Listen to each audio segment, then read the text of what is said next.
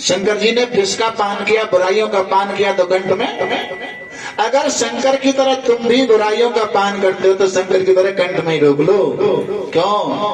अगर शंकर की तरह कंठ में नहीं रोकेंगे, उदर में ले जाएंगे, हृदय में ले जाएंगे, तो बुराइयों की प्रतिशोध की भावना आपके अंदर जरूर जागृत किसी न किसी दिन बदले की भावना। उसने मेरी बुराई करी, अभी मेरे पेट में वो बात रखी है।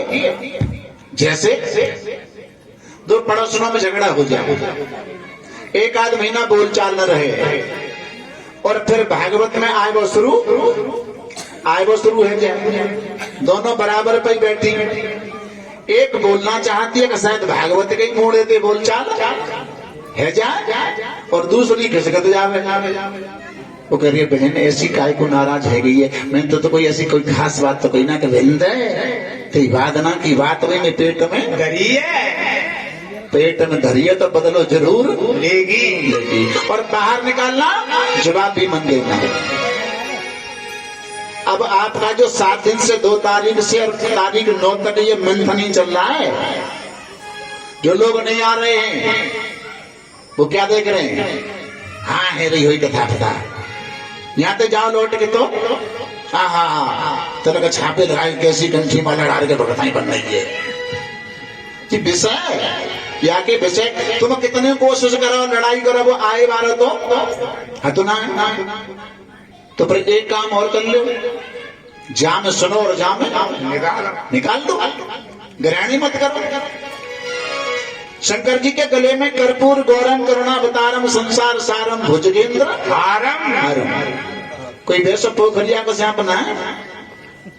इंद्र माने राजा, सर्पों के राजा बासिक, ऐसे जहरीले नाग हैं। भुजगेंद्र हारम, कानों में बिच्छुओं के कुंडल है। ये सर्प क्या है? ये भय का प्रतीक है। शंकर जी भय हर समय साथ रखते हैं।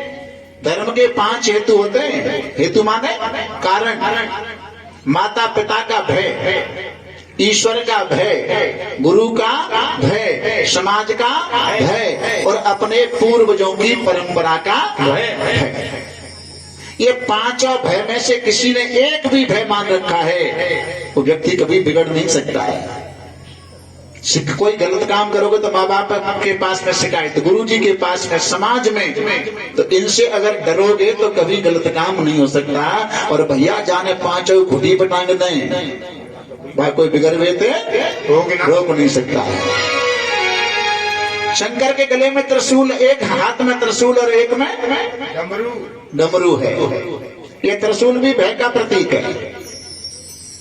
भोले भाले दोनों चीज कहते हो ना, शंकर है भोले भाले। तो भोले तो इतने हैं कि थोड़ी सेवा से प्रसन्न हो जाते हैं, और भाले इतने तीक्ष्ण हैं क्योंकि सृष्टि को बनाने वाले ब्रह्मा, पालन करने वाले विष्णु और संहार करने वाले भोलेनाथ शंकर जी।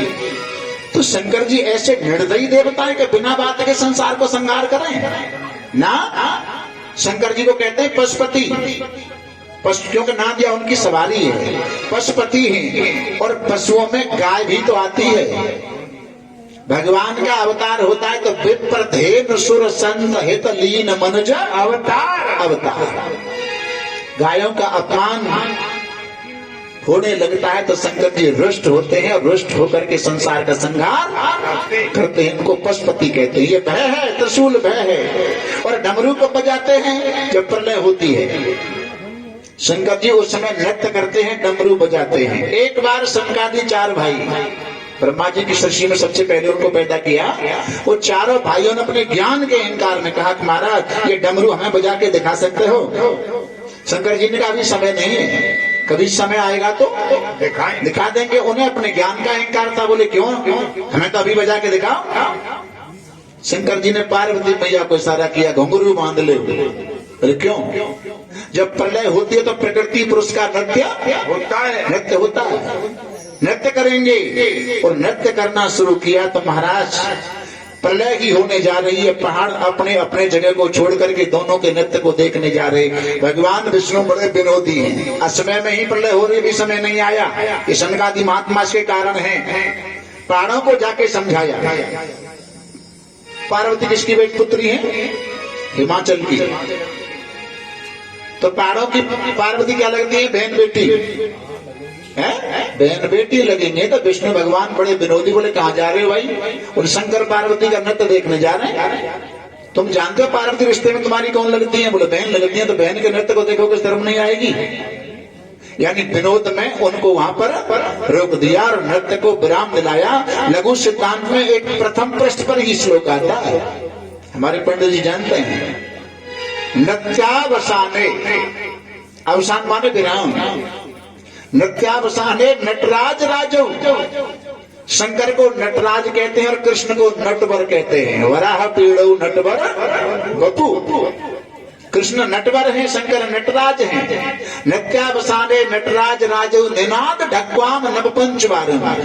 निनाद माने आवाज, ढक्वाम माने डमरू। 9 और 5 14 बार डमरू बजाया। उसी 14 बार डमरू बजाने से व्याकरण के 14 सूत्र निकले। 14 सूत्र निकले।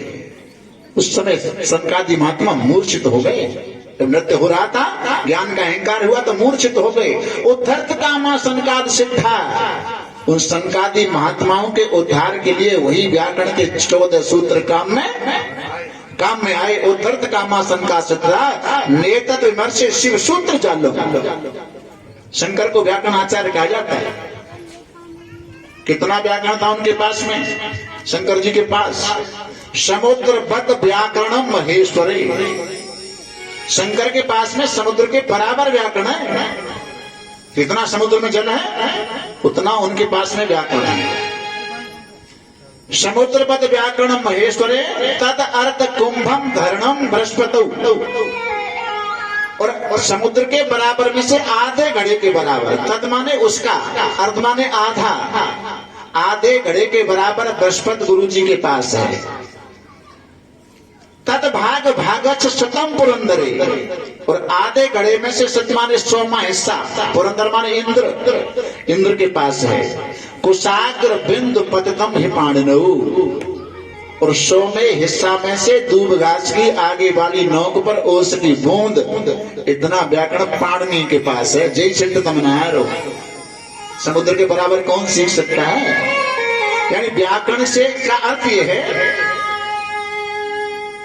वेदानाम मध्यम व्याकरण लोपागम वर्णो क्यों ही वेदान परिपालश्यत इति। वेद मंत्रों की अगर शुद्धि हो सकती है तो व्याकरण के द्वारा ही हो सकती है। 7 तीन होते हैं, सवाल का सा, षटकोण का सा और सीधी वाला सा। अब तीनों सा के स्थान मुंह में अलग हैं। सवाल का सा धन्वी सा है, षटकोण का सा मूर्धन्य सा है, और सीधी वाला सा तालव्य सा है। इसका तालु स्थान है। थोड़ी गलती होने पर एक व्याकरण आचार्य कहते हैं कि लाला ज्यादा नहीं तो काम चलाने के लायक तो थोड़ा बहुत व्याकरण सीख ही लें। यद्यपि बहुना दिशे तथा पठ व्याकरण, तो वेद मंत्रों की शुद्धि, श्लोक की शुद्धि हम विच्छेद करेंगे, कहीं संधि करेंगे तो बिना व्याकरण के इसकी शुद्धि नहीं होती है। आओ अपने कथा के प्रसंग पर। शंकर भगवान बाघंबर बांधते, मृग चर्म बांधते हैं। मृग चर्म कौन बांध सकता है? जो अपनी इंद्रियों को संयम में कर लेता है, वो मृग चर्म बांध सकता है। आज शंकर भगवान गोकुल में यशोदा मां के दरवाजे के सामने अलग लगाते हैं। मैया ने देखा कोई महात्मा भिक्षा मांगने आए हैं, तो किसी पात्र में कोई भिक्षा लेकर के शंकर जी के पास आए। तो महाराज शंकर जी गर्दन हिलाते हैं, ये भिक्षा थोड़ी लेने आया हूं। तो मैया मैं तो तेरे लाला के दर्शन करने के लिए आया हूं। और शंकर जी गले में देखा कि भुजगेंद्र हारम, कानों में भिक्षुओं के कुंडल। अब मैया कहने लगी बाबा तेरा रूप बड़ा सुंदर है, तेरे यहाँ रूप देख के मुझे 80 वर्ष के डर लगे रहो। तो लाला तो बहुत तो डर जाएगा, मैं नहीं दिखाऊंगी। शंकर भगवान कहा करे मैया तू वास्तव में जैसी बताई वैसी ही निकली, वैसी ही पाई। बोले क्यों? मेरे गले में तो एक ही सर्प है, तेरा लाला तो सरपन की सैया पर सो है। विष्णु भगवान के लिए इशारा किया, महात्मा काय को बड़ाई मार रहे हो, अभी साल भर को लाला भवना तब तक सरपण की सैया पे सोबे कहां दे लग गए हो।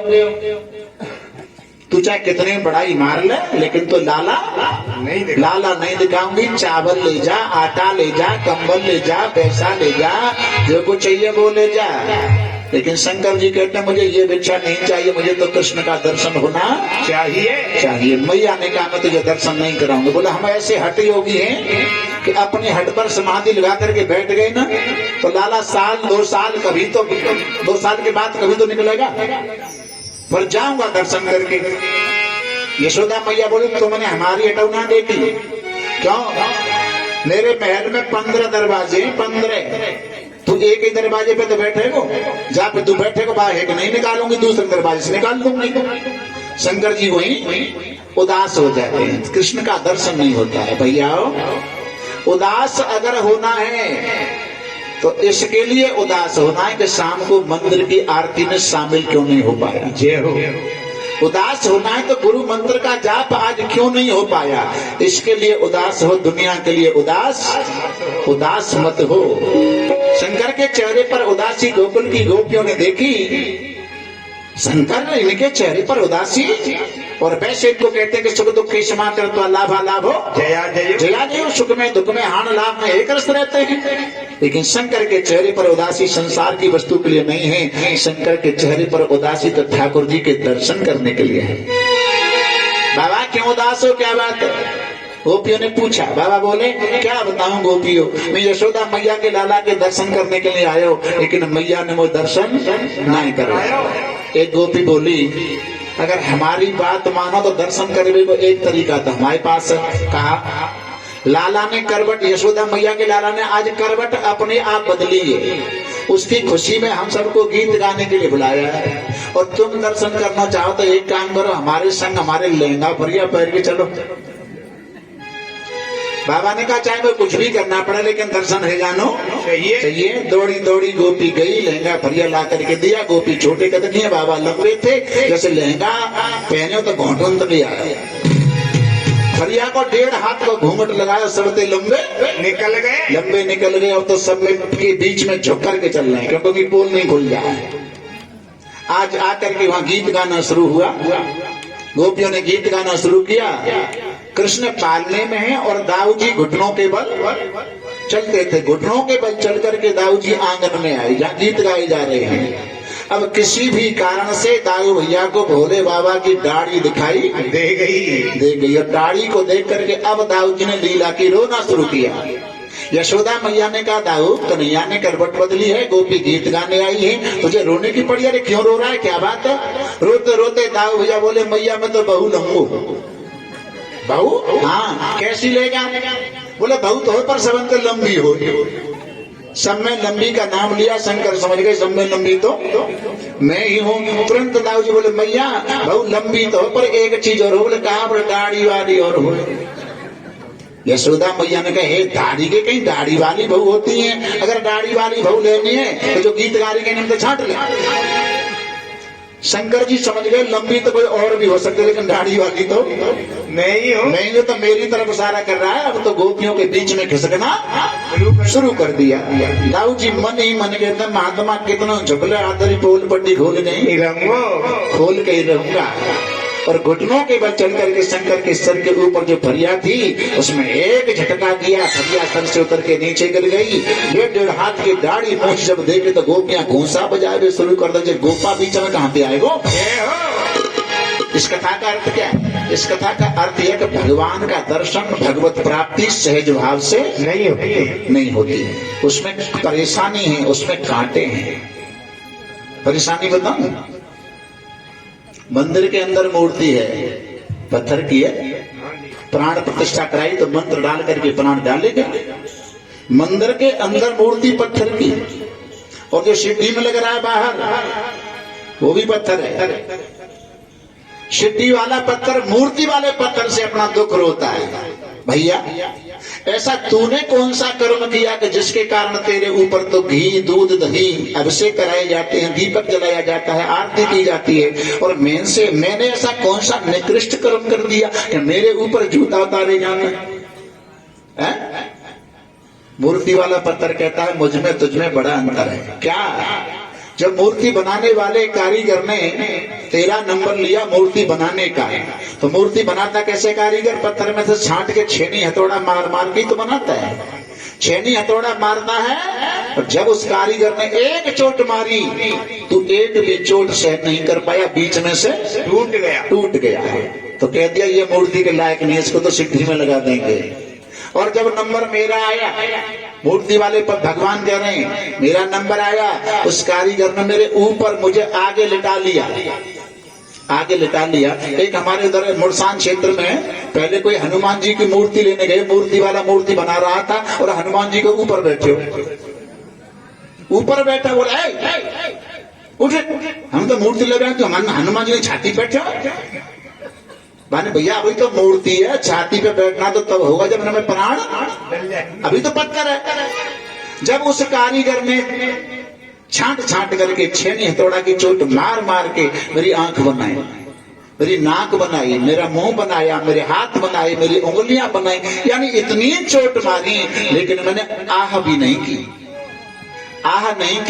तो मेरा नंबर मंदिर के अंदर आ गया। इतने कष्ट झेलने के बाद मेरा मंदिर के अंदर नंबर आया है। इस कथा का आशय ये हुआ कि भगवत प्राप्ति सहज भाव से नहीं होती है, भक्ति में परेशानी है।